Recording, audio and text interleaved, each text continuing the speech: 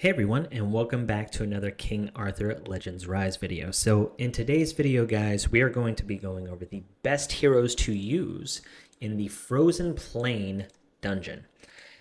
Now, when you're first starting out, this dungeon's probably going to be the third most important dungeon.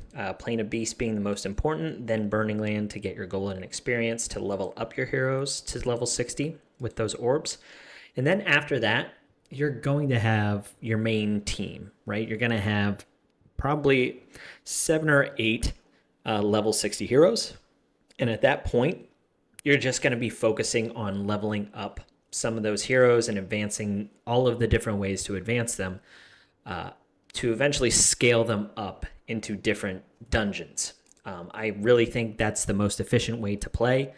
And that's what I've been presenting in prior videos. But once we get past that point, this Frozen Plain dungeon is going to be the most important dungeon to you.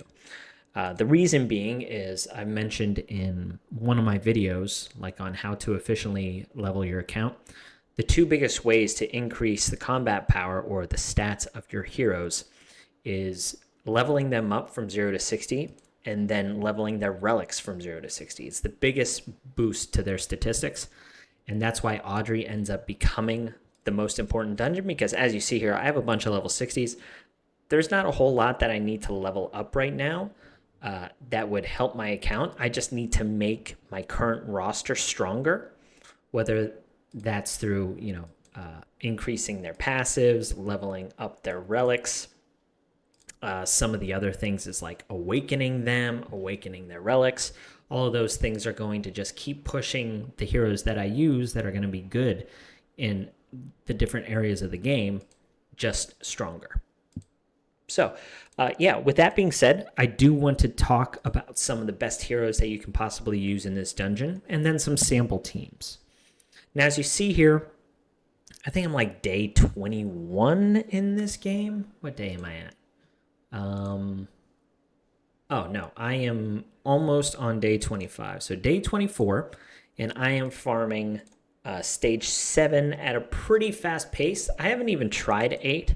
I just wanted to have enough of these relics to level up some of my key heroes, and I wanted to do it in a timely fashion, so I've been farming level 7. And as I've mentioned in, again, prior videos, I've done things very inefficiently with my account, where I wasn't focusing on these teams, which is why I am maybe a little behind. So to understand why the heroes that I'm going to talk about are best in this dungeon, we need to understand the actual mechanics of the dungeon. So let's talk about the boss, which is Aldri. The first thing that I like to do is go to these passives, because a lot of these bosses have immunities to things, and Aldri does not disappoint. Okay, so for Aldri, the main head, like the head of the boss, you can't, you can't stun it, sleep it, all of those things. That's pretty normal and not surprising. This one is unique. Attack gauge decrease immunity. This is something that I think you can do to a good chunk of bosses. And some of the bosses, actually, it's like the main focus. And in later videos down the road that I have planned, we'll talk about, those other bosses. But for Aldri, you can't reduce their attack gauge. A way around this is to bring heroes that have attack speed down. If you are losing too much health, or if the boss is too strong for you, bringing attack speed down actually really helps. But do not bring in attack gauge decrease heroes. Or if that's like their main thing, they're going to be useless in this dungeon. This boss also takes 90% less damage from damage over time effects. Now, this boss and other bosses that have this effect, something that I want you to keep in mind is the damage taken increase is decreased. However, each of these dots have specific, like secondary effects to them. Like burn, I think burn reduces attack. Chill reduces speed. So chill is a really nice DOT secondary effect to put on this boss, even if the damage itself is not producing a lot of damage. The auxiliary effect, I think, could be very important. Bleed, it just increases the amount of damage that Aldri takes. And the reason I'm mentioning this is because some of the heroes on this list will have damage over time effects, but that is something. It also has this Wrathful Ire effect, which gives it rage. So it's not necessarily a clock, but you can think of that. You can think of it that way, where you have 24 turns to kill this boss, or you're going to be in trouble. And then this other effect that he has on his passive is the more damage he takes, the more defense he gets.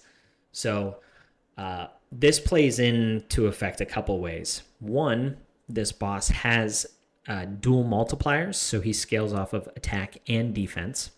So the more damage he takes, the more damage he's going to give to your team. And then on top of that, it increases his tankiness. So the more damage he takes, the more defense he achieves. That means less damage that you're going to produce, the lower his health gets. So to recap, just based on his passives, the things that we're going to be looking for is a way to kill him quickly because of this rage, a way to either decrease his speed or just completely ignore his attack gauge. And then 2, find a way to decrease his defense, because this is going to increase your damage output, and it's also going to decrease the amount of damage that he does. Okay? Now, the other thing that this boss has is something called Hibernate, where it will take 2 turns off and go to sleep. It'll give itself defense increase 2, and then after the 2 turns are up, however much damage it took, it will then heal that much damage. Now, you might be thinking to yourself, well, how the heck do I kill this thing? There is a debuff in the game called Recovery Disruption. It's kind of like a heal block. And there are a couple heroes on my list here that actually do that. So that's another reason, or that's another thing to be looking out for whenever I'm talking about, best heroes. And then it also brings some other effects like effect accuracy decrease, which is really important, because we're trying to land debuffs on this boss, like defense down. So if you can bring in somebody who cleanses debuffs, that's going to be really important. All of these things I'm taking into effect, abnormal status abilities with freeze. So that is the boss, all right? The four main things is he's got really high defense. He hibernates, so you need to find a way to have recovery disruption on one of your team members. You can't really reduce his attack gauge, and he can freeze you, and he can decrease effect accuracy. All right, so let's talk about some of the best characters. I want to show you a sample team. This is my team. The nice thing about this dungeon is legendaries, in my opinion, really aren't the best route here, which is great because they take so many resources. If you don't have to focus legendary heroes for these, power-up dungeons, it lets you level up legendary heroes for other, specialized areas in the game to really maximize your resource efficiency, because that is kind of the name of the game for King Arthur. So in this sample team, we have 4 heroes that I think are fantastic. But we're going to start, and I'm sorry for, jumping back and forth, but we're going to start with honorable mentions. So the first honorable mention is Morgan. So Morgan is a hero that you start with, and she has really great effects for this boss. The first one being, she does have this recovery disruption debuff. It is a 70% chance to inflict it, and it is on her attack 3, so it's going to take 3 vigor. But she does have it. She also has damage taken increase 2, and on her passive, she has defense down. So she has a lot of the key things that you're really wanting to look out for when you're facing this boss. However, she is the fire element, so she's a weak affinity. If you're able to pull her Storm Relic, you have defense decrease 2 on her second ability. and you still have her passive here with a positive affinity. So, or positive element. So that will go a long way. But she's just honorable mention because most of us start out with her on the fire. If you're lucky enough to pull her storm or even her frost relic, I think these are beneficial relics for her to be used and probably could end up being best in class. So another one is Clarison. So Clarison is also of the fire element. However, she has some really strong abilities if you're able to pull another one of her relics. Her frost relic, I think, is absolutely fantastic. It's a very high damage multiplier, and it charges her attack gauge by 50%. This is really great considering her passives are very strong, and most of her passives have really low cooldowns. So this passive is very similar to Bedivere's passive, which ignores defense and it deals like an additional attack. However, the multipliers aren't as good as Bedivere's. So the passive on this is, it's a 4-turn cooldown. On her third passive, whenever she attacks, she decreases your passive cooldowns by 1 turn. So that's actually a 3-turn cooldown. On her skill 3, anytime she uses her skill 3, which as we looked at on here is a high multiplier with an attack gauge charge, you're going to be inflicting defense decrease 2. So this is a very strong hero. However, just like Morgan, negative element. Now her her storm relic isn't as good. I think her frost relic is better, but again, these heroes are all kind of like circumstantial. And I wouldn't really recommend them. It's just something that, I didn't want to not mention them because they kind of do the thing in regards to the boss's mechanics. Another honorable mention is if you have Kay's Frost Relic, she does have Recovery Disruption on her second ability. However, the percentage chance is very low, and the damage multiplier is also low. So I don't think she should be used. However, if you don't have some of the other heroes on this list that have recovery disruption or you don't want to level them up, then this could be an option for you. The other hero on this list that you could possibly use if you got them is Sergius. Sergius can be found in the arena shop. You can actually get a copy of him if you want, and he comes with his Storm Relic. Now, once you lower down his chivalry, you can see what his baseline passives are. So he has this focus target.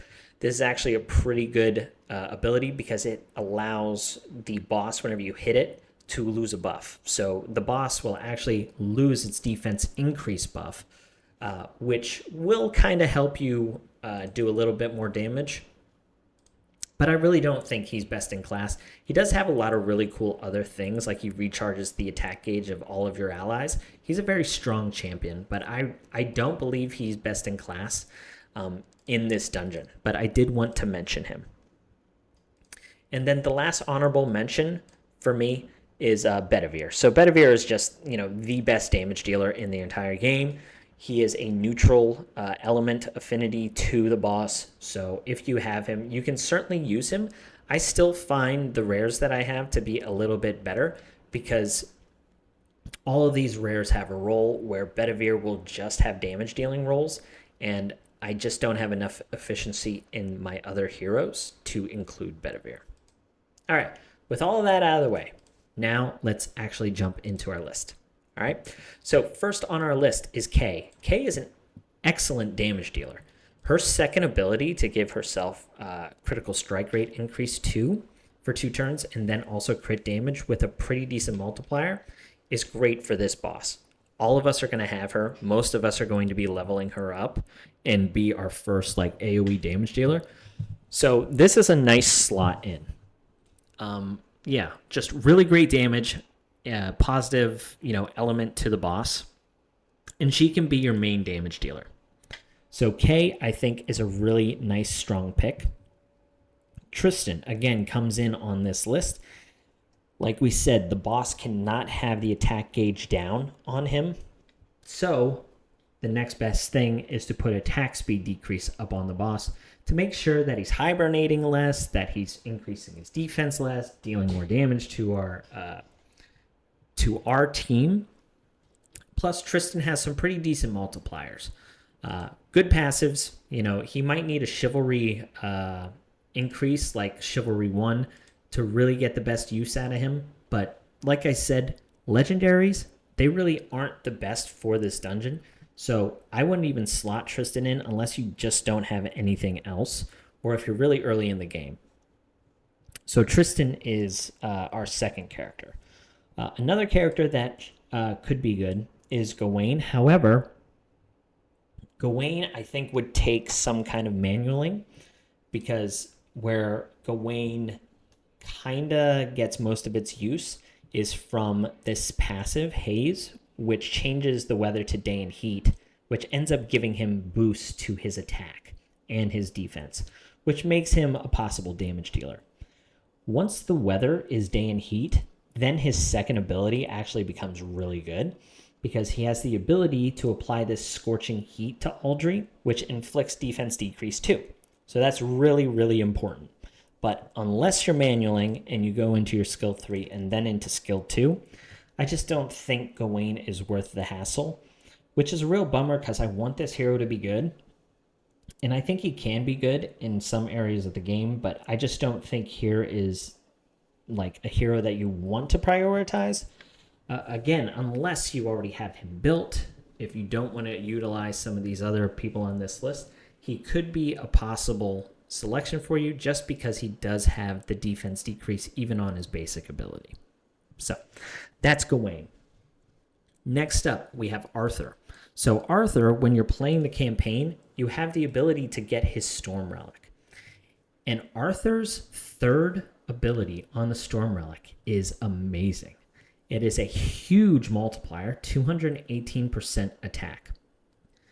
But it says each hit deals additional damage if the target's element is frost, which Aldri is.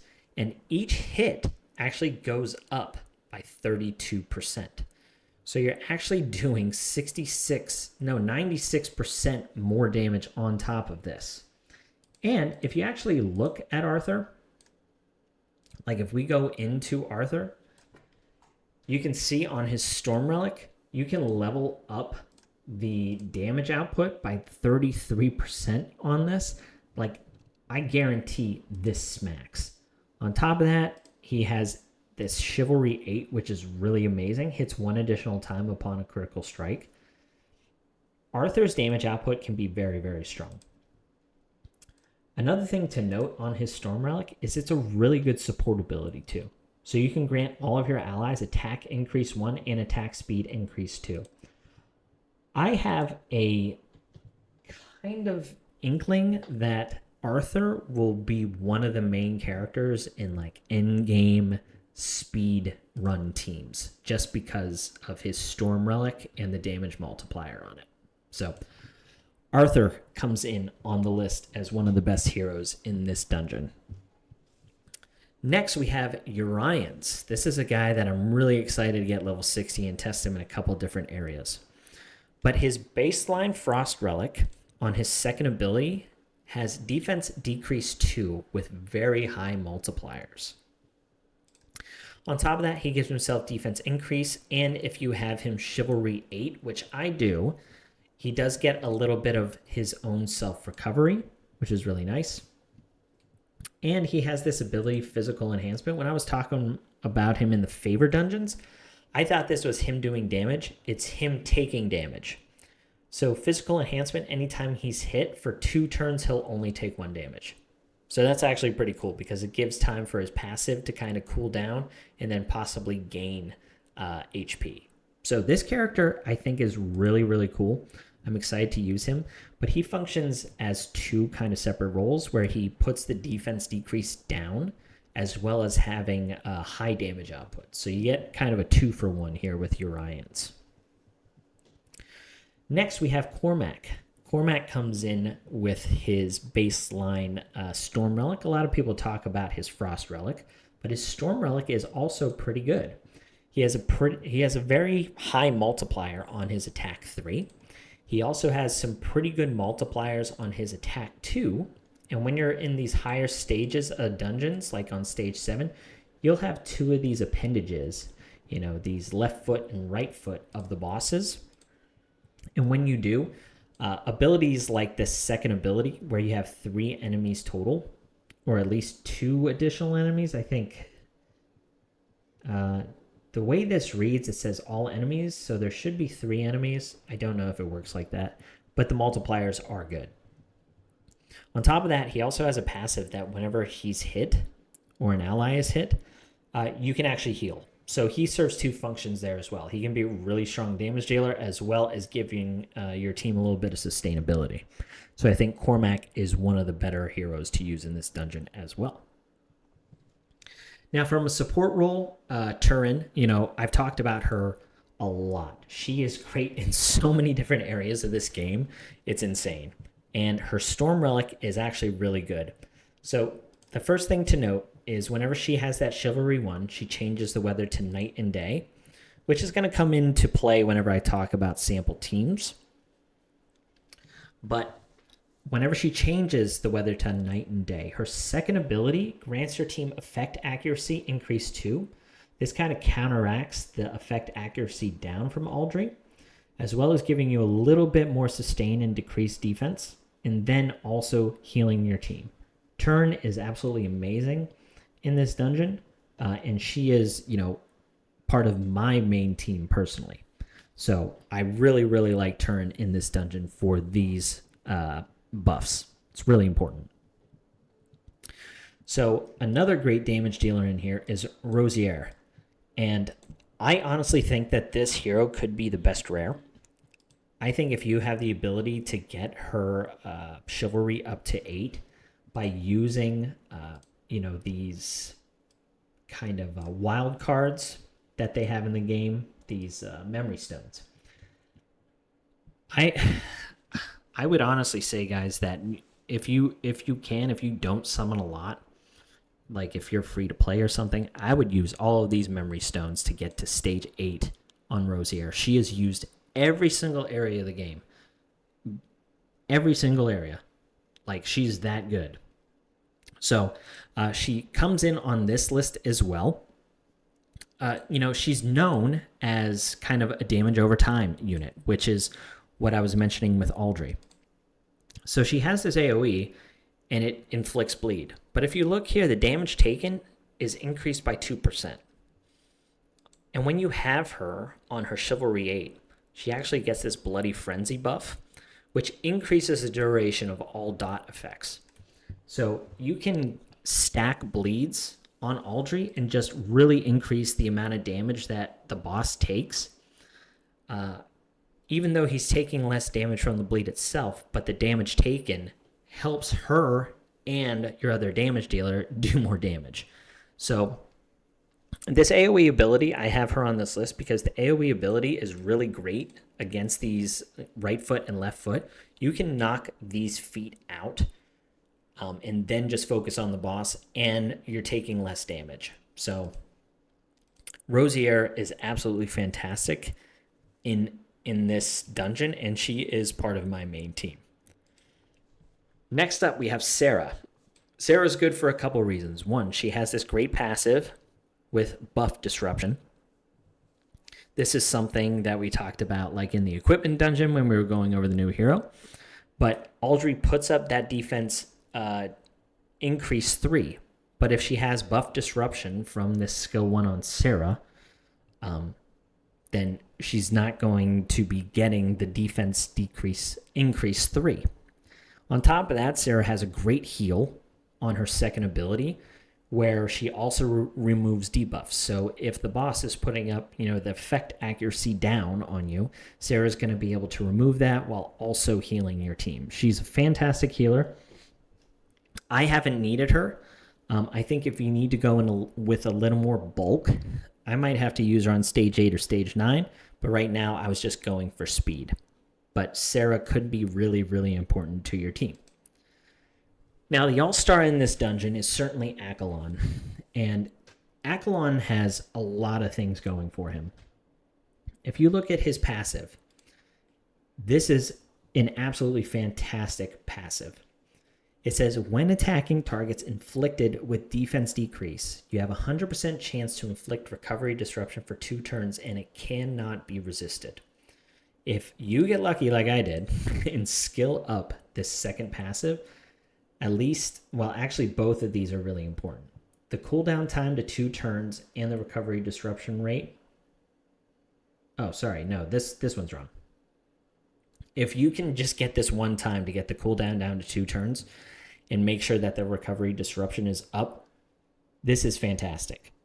On top of that, you can get a certain chivalry. I believe it is right here. Yeah, chivalry 3, which actually isn't too hard to hit. If you get him chivalry 3, it also adds damage taken increase. So it's kind of like a weaker version of Morgan. Morgan puts up the defense decrease and damage taken increase. So Akalon is kind of like a cheap, budget version of that. But this hero is fantastic because you can build him just as a damage dealer, because the debuff that you need him to put up can't be resisted. As long as you have defense decrease down on the boss, this hero is going to always be putting up that recovery disruption, as well as putting up damage taken increase. So if you pair him with a defense decrease hero, he's going to be amazing. Next, we have Maul. Now, I've talked about this guy in past videos too, but this is a uncommon character, and all of his relics have the exact same moves. You just shift around his element, and also uncommon relics are really easy to get. So, it's most likely that you can at least get the Frost one, but if you have the Storm one, that's better because it'll take less damage. On his skill 2, he has an 80% chance to inflict defense decrease 2. This is the highest percentage in the game for the defense decrease, other than Morgan, but Morgan's passive has a cooldown, where Maul, you can just use this as long as you have the Vigor. He also has it on his skill 3 with a high multiplier and an AoE. So you can actually build him as your main damage dealer. The problem is it's probably going to be tougher to build him because he needs to land the debuff, which is, I think, a little more important than the damage. So I build him in a Vigor set to make sure that this second ability is always live for him. So he has the defense decrease up on the boss. So then Akalon can go in and land that recovery disruption unresistible every time he attacks. So yeah, Maul is really good. And on top of that, you can actually book this up to 100% on his relic. I actually missed twice. I got the first book on the damage, and then the other 2 books landed here. So that was a bit of a bummer. But yeah, the defense decrease rate is actually only on the second book to get 100%.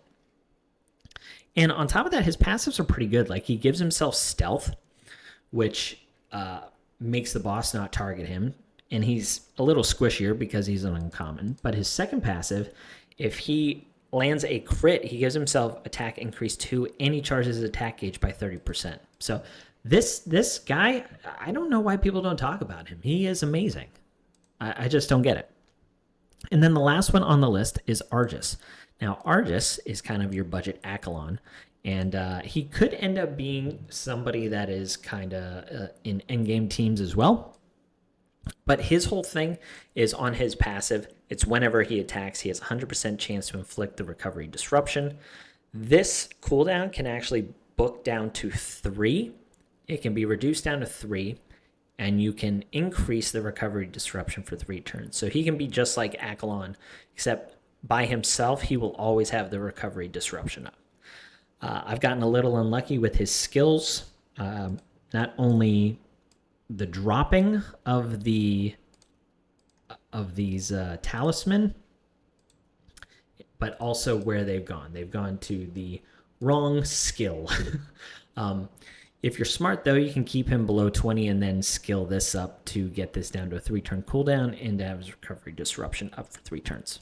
So those are all the heroes, guys. Now let's talk about some sample teams, right? My main team are these 3 heroes. So Akalon does have a leader skill in here, which is really nice.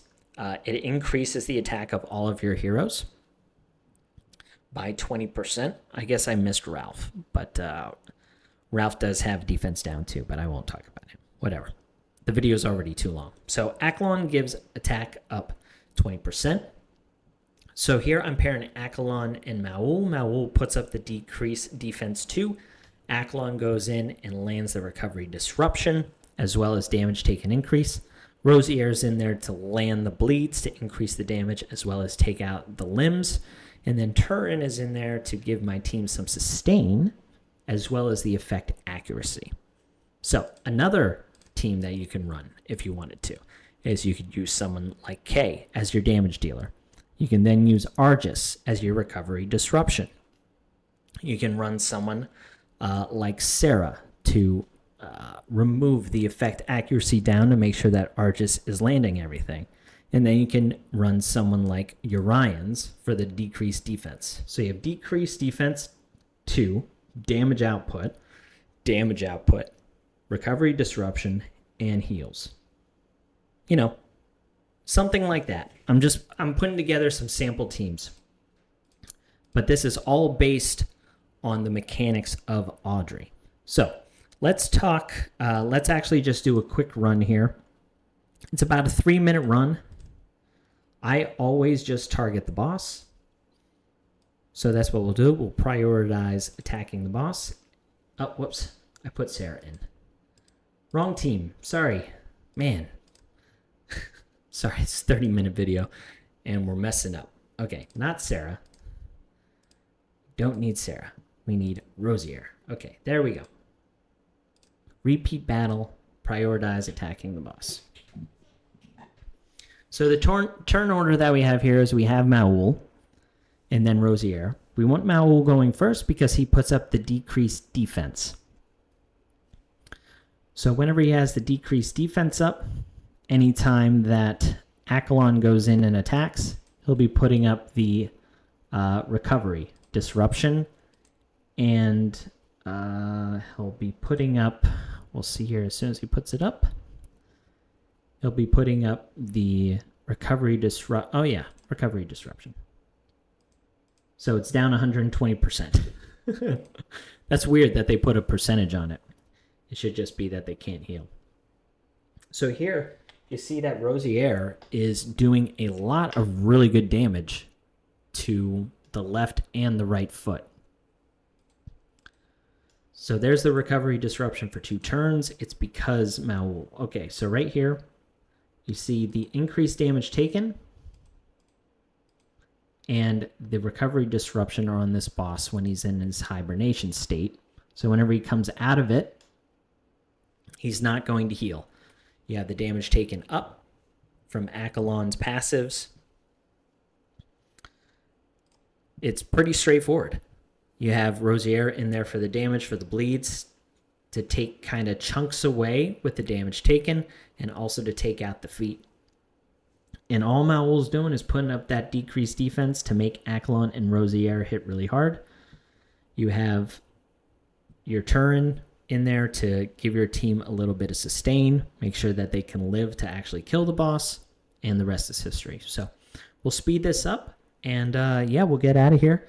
I appreciate you guys watching. I hope this helped. If you have any questions, leave them down below, and I'll catch you on the next one. See ya.